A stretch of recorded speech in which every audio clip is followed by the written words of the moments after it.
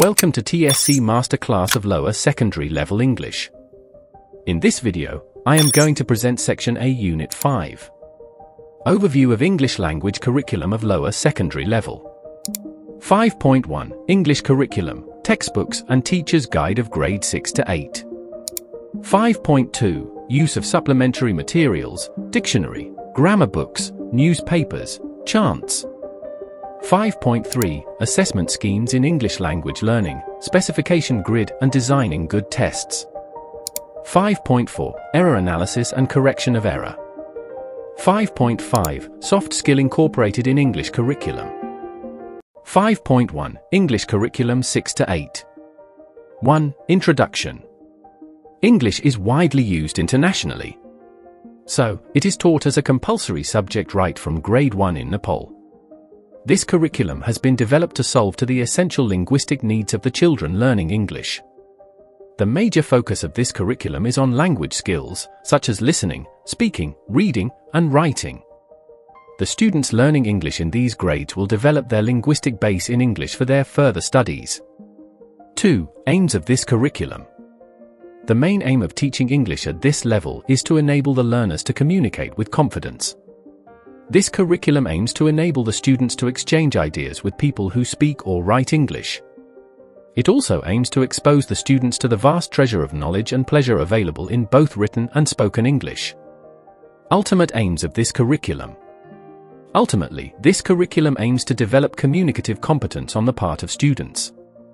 3. Competencies. A. Listen in order to understand and respond appropriately in a variety of situations for a variety of purposes. B. Speak appropriately to communicate with different audiences for a variety of purposes in a variety of personal, social and academic contexts. C. Read and understand a variety of literary, informational, and graphic texts, using a range of strategies or cognitive processes to construct meaning. D. Write for an intended purpose and audience by generating, gathering, and organizing ideas and information. E. Demonstrate good control of vocabulary and syntax to express basic communicative needs. 3. Language functions. Key notes. The language function should be introduced in suitable listening and speaking tasks too. For learning facilitation process. Learning facilitation process is an integral part of the curriculum, which ensures learning on the part of the students. While facilitating, the teacher should use a variety of teaching learning methods. English is to be taught in English for ample exposures to the students. Use simple English as far as possible. Translation can be used only when it is really necessary. The teachers can use Nepali when they are giving instructions to set up a task or to explain complicated rules. 5. Principles of learning facilitation. Fun and engagement. Communicative activities. Exposure in English. Personalization. Content and language integrated learning. Diversity as a resource. Learning through information and communication technology, ICT. Learners' autonomy, self-correction, peer correction, self-learning, etc. 6. Methods and techniques. Question answer. Mind mapping. Demonstration. Controlled writing. Games. Guided writing. Use of pictures to flashcards. Jigsaw reading. Use of chants and rhymes. Assembling strip story. Pair work and group work. Think, pair, share. Acting or role play simulation. Individual work. Drill. Use of audios or videos. Storytelling. Sentence starters. Dictionary use. Use of worksheets. Use of ICT tools. Modeling. Reading aloud. Free writing. Silent reading. Project work. Dictation. Cue dialogue. Brainstorming. Note. The teachers can make use of other appropriate methods and techniques as per the need of contents and context. English textbook. A textbook is a student's handbook written to facilitate their learning. Primarily, a textbook creates context and offers possible content to be exercised within a particular context in the language teaching and learning process. Thus, every student must compulsorily buy a textbook and brush up on their learning. Features of Grade 8 textbook. The major features of Grade 8 textbook are presented in the following ways. This textbook, English Grade 8, has been developed to address the main aims of the basic level, Grade 6 to 8, English curriculum. It is aligned with the intent of the National Curriculum Framework for School Education, 2076 BS. This textbook has been developed based on the new basic level, Grade 6 to 8, English Curriculum 2077. The contents are arranged in such a way that the learners get an opportunity to practice listening, speaking, reading, and writing skills as well as grade-appropriate vocabulary, grammar, and language functions in each unit. There are altogether 19 units along with 38 reading texts. Considerable effort has been made to make the book activity-orientated and interesting to the learners.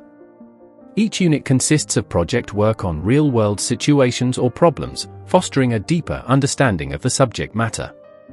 At the end of each lesson, this textbook has an extra bit for providing extra knowledge to the pupils. Teacher's Guide.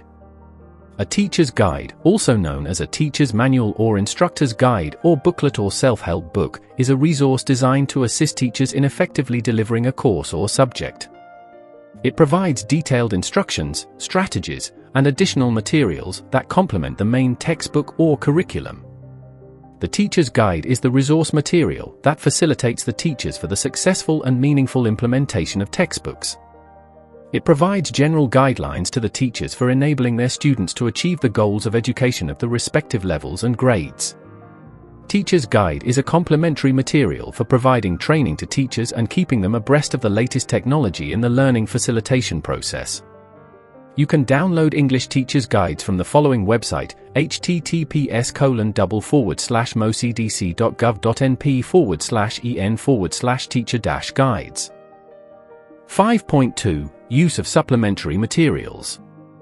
Supplementary materials are additional resources used to support and enhance the primary teaching materials, such as dictionary, grammar books, and chants.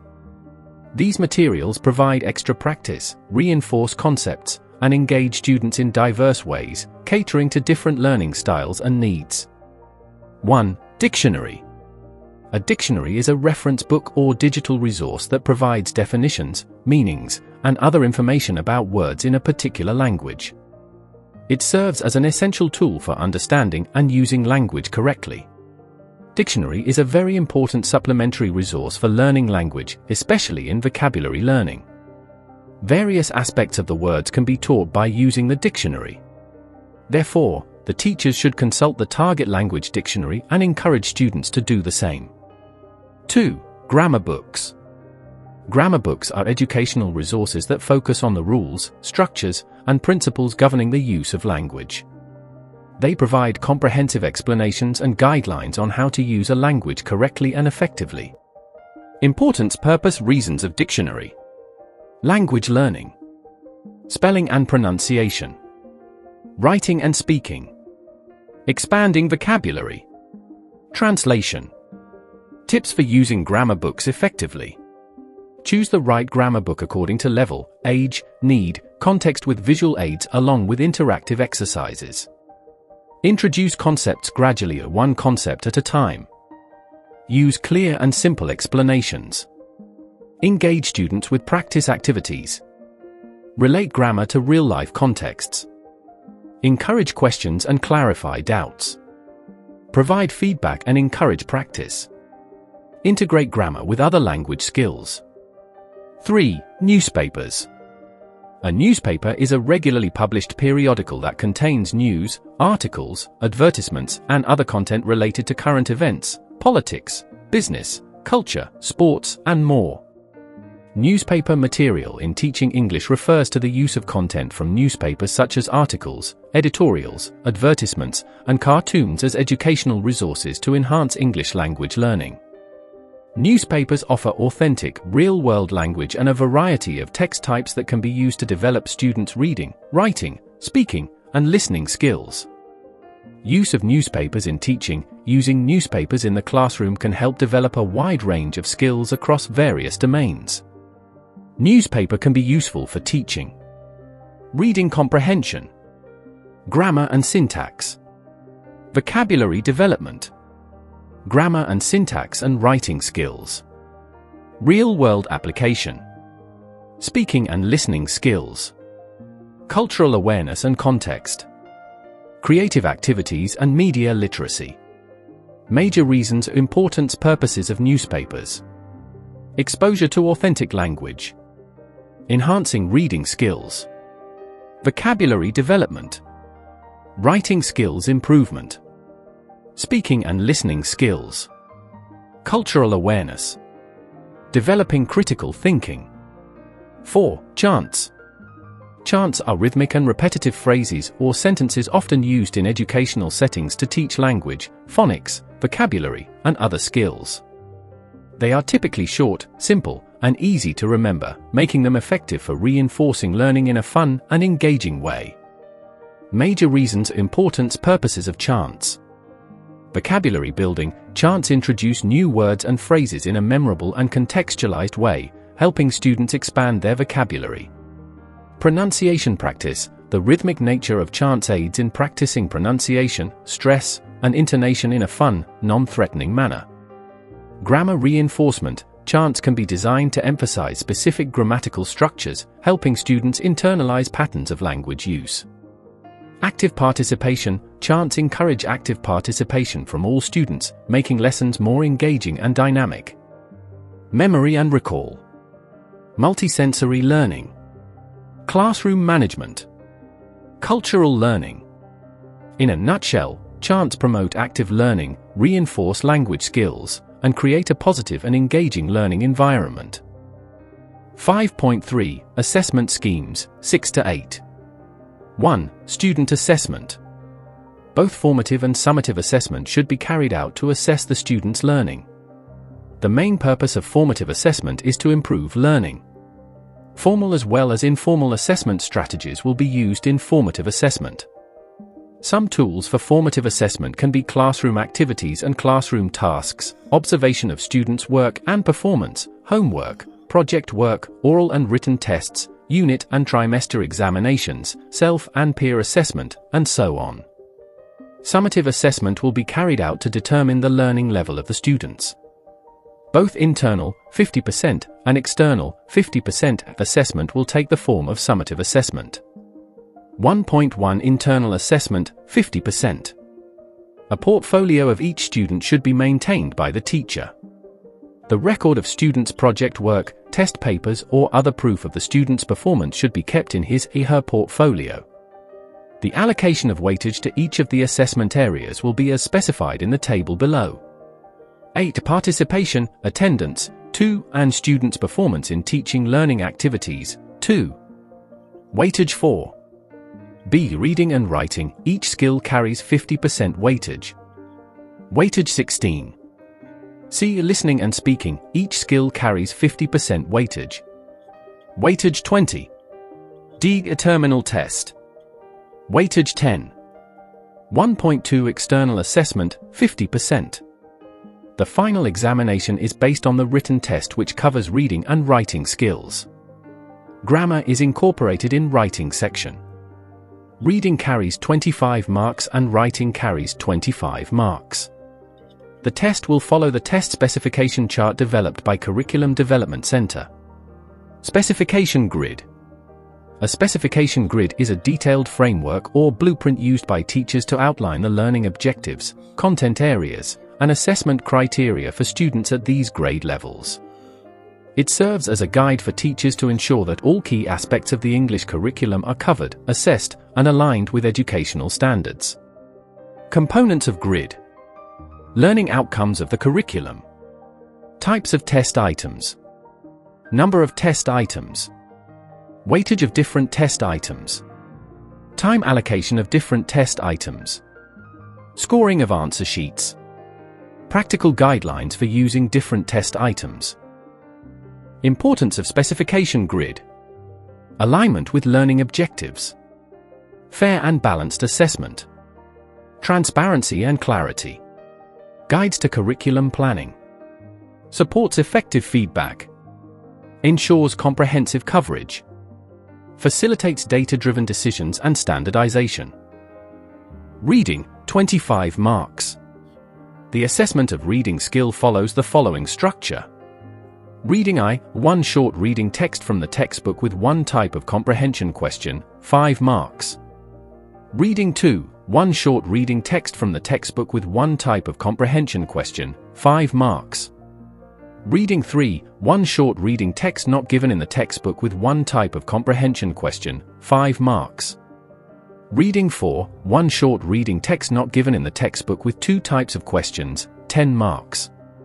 Note: text types for reading 3 and 4 is story, scheduled timetable, menus, charts, graphs, calendar, notice, speech, announcement, instructions, memoir, diary entry, letter, email, news stories report, leaflet, brochure, biography, autobiography and short essay.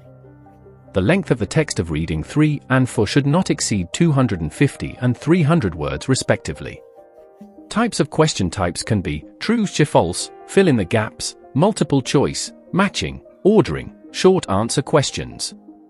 Text type should be different for reading 1 and 2. For example, letter in reading 1 and story in reading 2. Type of texts in reading 1 and 2 should not be repeated in reading 3 and 4 too. Reading 4 should the questions for testing of vocabulary. Note: the distribution of comprehension questions, except vocabulary, should be based on the table. Literal comprehension 8. Reorganization 4. Inference 5. Evaluation and reflection 3. Writing, 25 marks. 1. Punctuation, a short and simple paragraph containing 10 punctuation errors. 5 marks. 2. Guided writing, 1 task, description, paragraph, news story or news report, story, description of tables, charts and diagrams, announcement, a set of instructions with some guidelines, 5 marks. 3. Free writing, 1 task, personal or official letter, an account of events, diary entry, or a short essay, 10 marks, grammar, 5 marks. The grammar questions should cover the following contents. Grade 6. 1. Article. 2. Prepositions.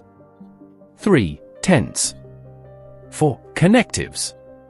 5. Comparative and superlative. 6. Negation and question 7. Common nouns. 8. Modal verbs. 9. Used to. 10. Imperative. Grade 7. 1. Article. 2. Prepositions. 3. Tense. 4. Connectives. 5. Comparative and superlative. 6. Subject-verb agreement. 7. Negation. 8. Questions. 9. Reported speech, statements. 10. Conditional sentences. 11. Modal verbs. 12. Question tag. Grade 8. 1. Article. 2. Preposition. 3. Tense. 4. Connectives. 5. Question tag. 6. Reported speech. 7. Voice. 8. Conditional sentences. 9. Subject-verb agreement. 10. Question and negation. 11. Modal verbs. 12. Causative verbs. 13. Relative clause. 14. Comparative and superlative. Types of questions. There will be 10 multiple-choice questions for Grade 6 and each grammatical item contains a question. In case of Grade 7 to 8, the questions will be of the following types and the grammatical item will not be repeated.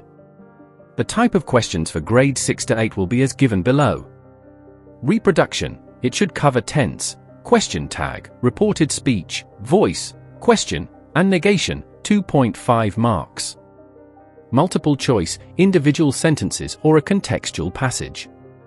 It should contain article, preposition, connectives, modal verbs, used to, causative verbs, relative clause, comparative and superlatives, conditional sentence and subject-verb agreement, modal verbs, 2.5.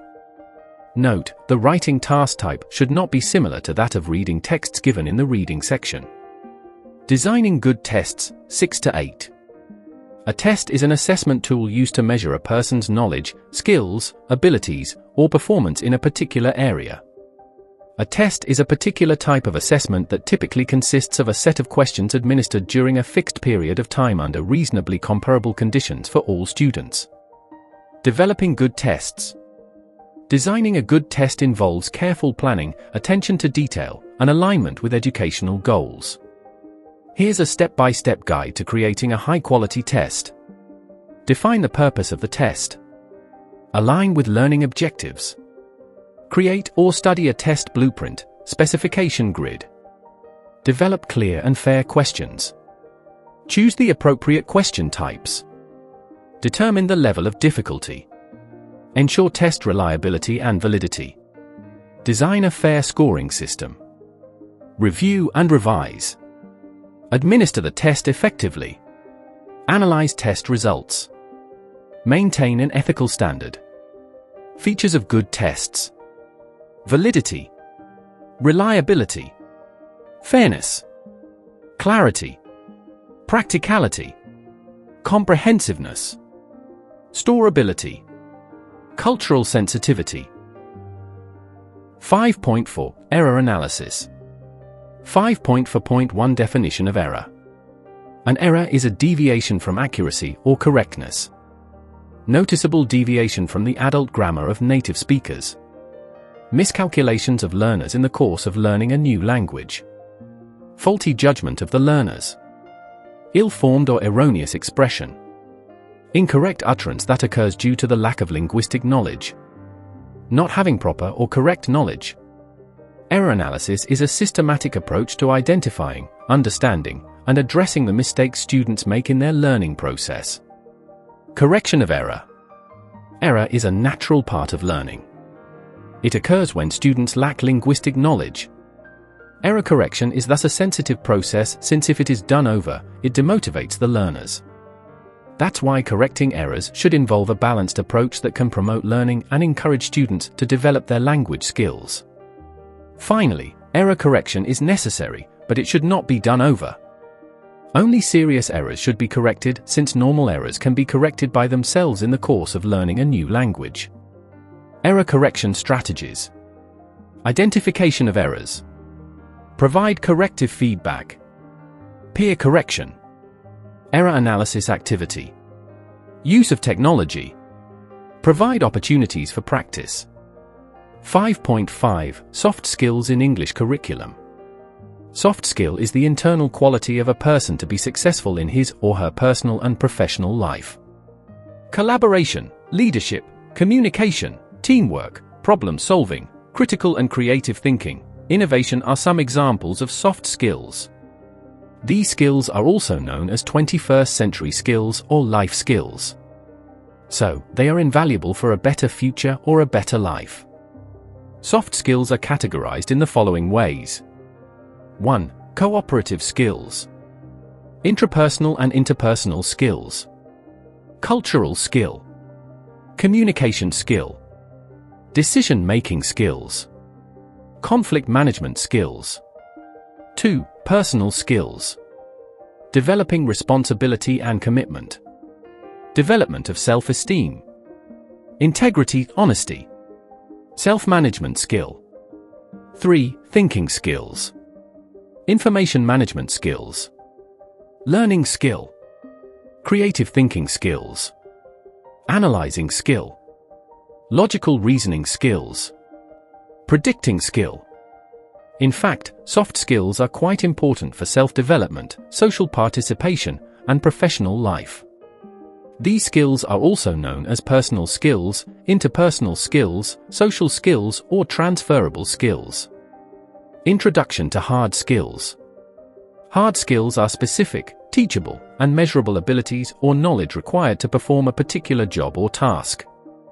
They are often technical and can be acquired through formal education, training programs, certifications, or on-the-job experience.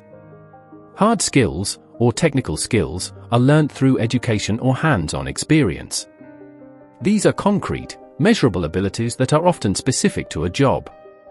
Examples of hard skills: degree certificates, language knowledge, cybersecurity, computer skills, accounting, data analysis, video editing, etc. Soft skills versus hard skills. Hard skills are technical and job-specific, while soft skills are related to personal interactions and general workplace behavior. Hard skills are easier to quantify and measure through tests or certifications, whereas soft skills are more subjective and assessed through observation and feedback. Hard skills are required to complete specific tasks or jobs, whereas soft skills are essential for creating a positive work environment, collaborating effectively, and advancing in one's career. The end.